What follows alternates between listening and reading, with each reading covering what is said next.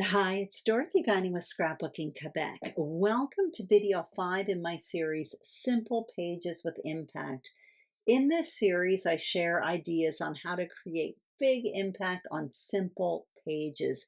Pages with wow that come together quickly. And I aim to do these in 1 hour or less. In this video, I'm going to be talking about border punches. So here's what I'm going to be using. It's mostly material from Pinkfresh Studios' Simply the Best collection, and the tools and material I use will all be listed in the description box below. So let's get started and see what's on my desk. I have already matted 2 photos in white cardstock. They measure with mats 5 by 3.5 inches. These are photos of a lake not far from my home, and there are ducks flying above the lake.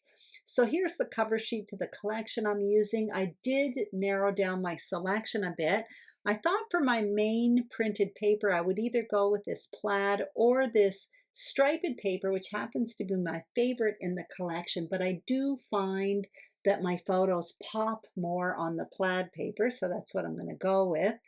I also wanted some solids, so I found these 2 green papers. They are both from Echo Park Paper's Snowed In collection, and they happen to go really well with this Pinkfresh Studio collection. In this embellishment tray, I have a lot of embellishments, mostly from the Simply the Best collection, but I also have alphas. I have some other things as well, and I'll talk more about them throughout the process. First, I want to talk about border punches because there are 2 kinds of border punches. There are edge border punches, which is what you need for this project. I'm going to be using that one there. It's the Border Maker System from Creative Memories. Here's another border edge punch. That's an old one from Stampin' Up that creates a scalloped edge. This one here is the type of border punch you don't want for this project. That creates kind of an independent border.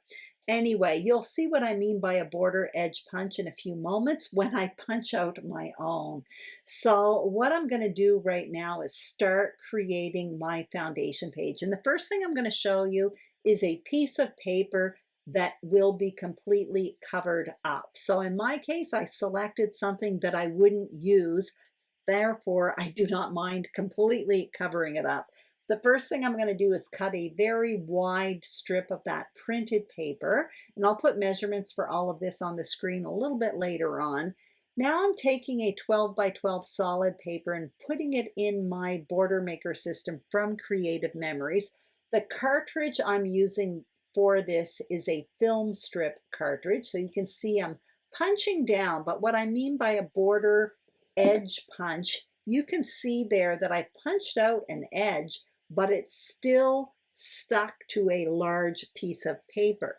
So that's what you need for this project. And what I'm doing is trimming it down at about 2¼ inches, I think. Again, I'll put measurements for what I'm doing on the screen. With the larger piece that's left over, I'm going to put it right back in my border maker system, and I'm going to punch out my second border here. Now for this one, I'm going to have to measure a bit and then trim it down. But what I'm aiming for here is creating 2 borders, one narrow, one wide, and each one of those borders has one punched out border edge. And you can see I'm placing it on that paper that I'm covering up, and I have that printed paper peeking out from behind. So I'm determining how wide I need that border on the left. I just came in with a pencil, made a mark, and now I'm trimming it in my trimmer.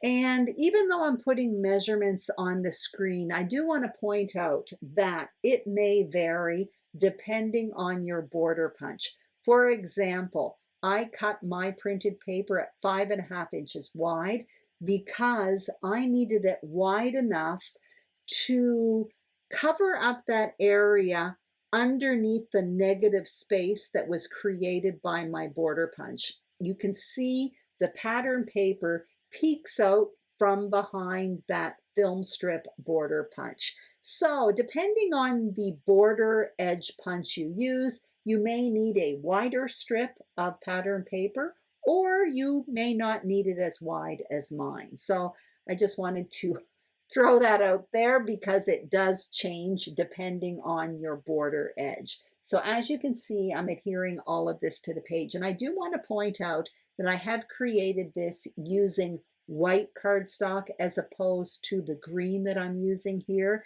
And it looks fabulous. And at the end of this video, I'm going to show you an example of that as well. Anyway, back to this page. You can see I adhered my 3 papers down on top of the paper I was covering it up. And it really does look good. It creates an impact very, very quickly on a page. Now my plan is to fill in that border on the left-hand side. What I'm doing right now is looking for another mat to cut and place behind my photo. So I'm just trying out a few different papers here, and I end up going with that solid green paper, again from Echo Park Paper's Snowed In collection. And off camera, I cut myself out 2 photo mats, and I cut them out 1/4 inch larger than the photos with white mats. Also, I did adhere them off camera, and I also created another little green mat that I plan to place in the middle, and that's going to be where I put my journaling box, my title, along with my embellishment cluster. So you can see here I have a 2-inch strip of graph paper that is from Simple Stories from the Woods collection. I'm going to put it in this tag topper punch from Stampin' Up. So I created a tag there. Now obviously you don't need a punch to create a tag like that. All you do is snip the corners of a strip of paper at an angle and punch a hole in the middle, and you have yourself a quick and easy travel tag. So I'm playing around a bit with placement, and I do decide to have the tag topper kind of overlapping that border in the middle. I'm not going to trim down the tag at this point because I'm not quite sure how long I want it. I want to play around a bit with my embellishing and title and all of that stuff first. So you can see off camera, I adhered my photos and that green block on that border on the left, and I did get out my embellishing there. So my main embellishment cluster is going to be where that Viewmaster wheel die is, which is, by the way, a gift from Ronnie Sue Scrapper. She sent me a whole bunch of them at one point, and I absolutely love them. However, if you don't have a Viewmaster wheel die, no big deal. You can use a circle, a doily, but something in the form of a circle would be great.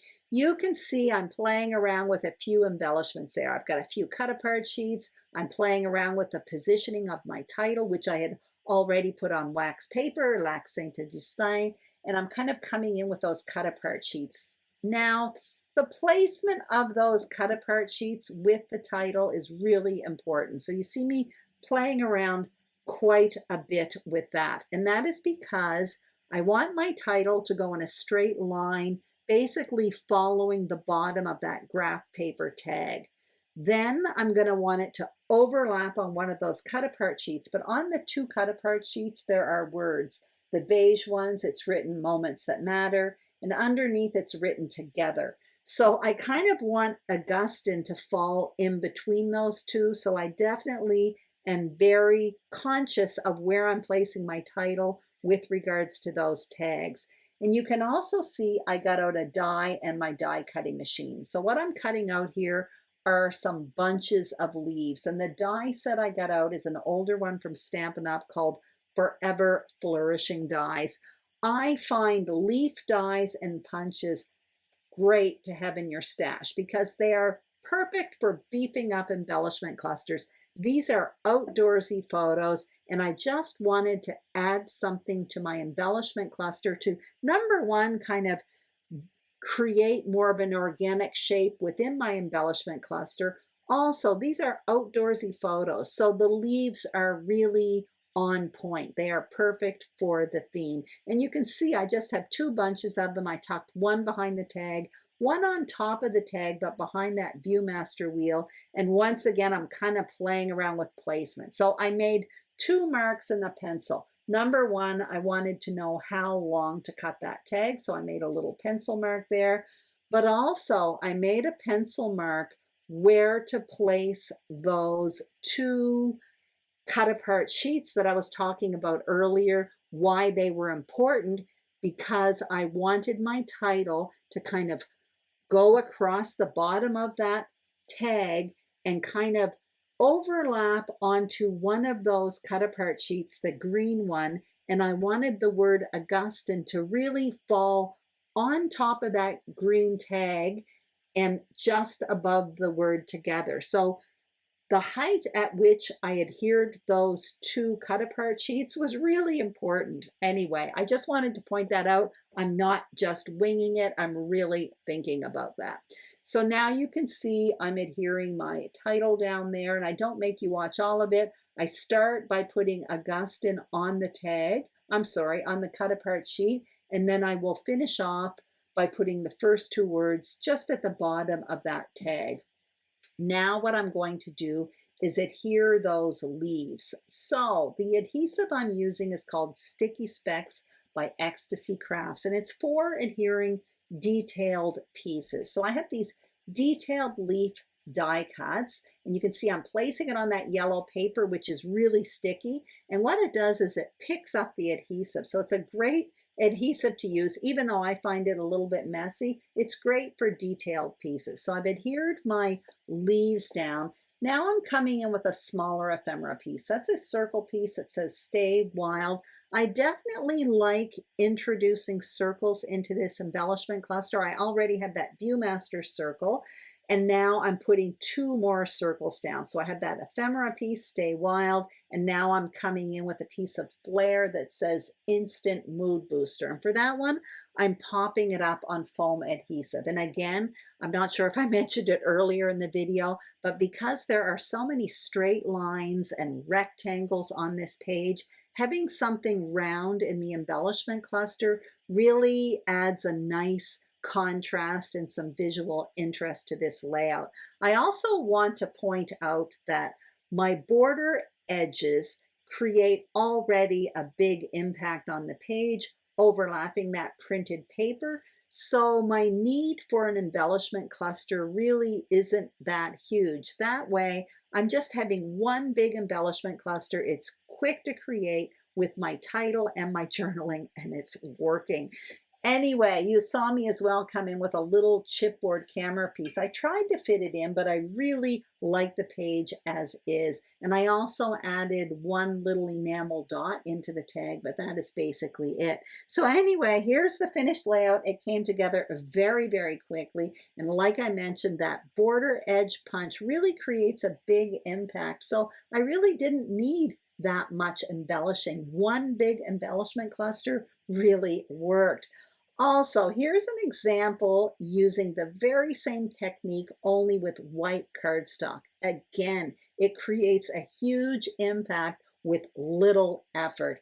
I hope you enjoyed video 5 of Simple Pages with Impact. If you did, I'd greatly appreciate a thumbs up.